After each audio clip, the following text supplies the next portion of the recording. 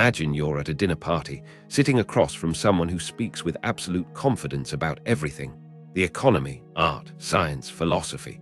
Yet the more they talk, the more you realize they don't actually know much at all. Their words are filled with certainty but lack depth. You find yourself wondering, how can someone be so sure yet so mistaken? Arthur Schopenhauer, the 19th century philosopher, would have smiled knowingly at this scene. He had a lot to say about intelligence and foolishness, and at the heart of it lies a paradox that is just as relevant today as it was in his time. Schopenhauer believed that intelligence is a double-edged sword. The more intelligent a person is, the more aware they are of how little they truly know. A wise person sees the vastness of human ignorance, including their own. But the fool is blissfully unaware of their limitations. They don't question themselves, they don't hesitate.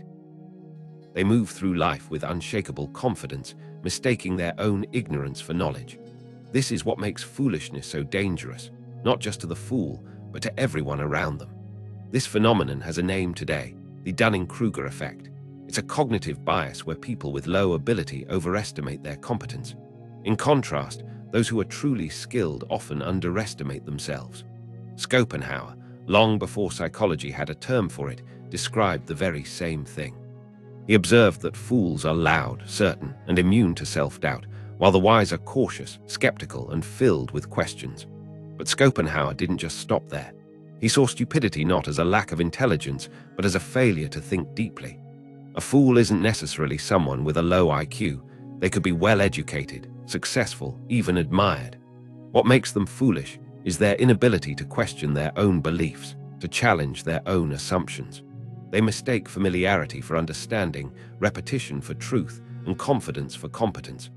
Now, you might be thinking, if fools are so blind to their own ignorance, how do they rise to positions of influence? Shouldn't wisdom naturally win out? Schopenhauer had a brutal answer to this. Stupidity is persuasive. People are drawn to certainty. They find comfort in simple answers, in black and white thinking. Wise, with their constant questioning and nuanced perspectives, seem hesitant, unsure, complicated. And so, in a world that rewards confidence over competence, the fool often rises while the wise are overlooked. This explains why history is filled with leaders who spoke with conviction but led their people to disaster. It's why misinformation spreads faster than truth. It's why the loudest voices in a room often win the argument, not because they're right, but because they are unwavering in their wrongness. Schopenhauer saw this as one of the great tragedies of human society, that intelligence often isolates, while ignorance unites. The fool finds comfort in the crowd, while the wise are left to wrestle with their own thoughts. But Schopenhauer didn't believe wisdom was hopeless.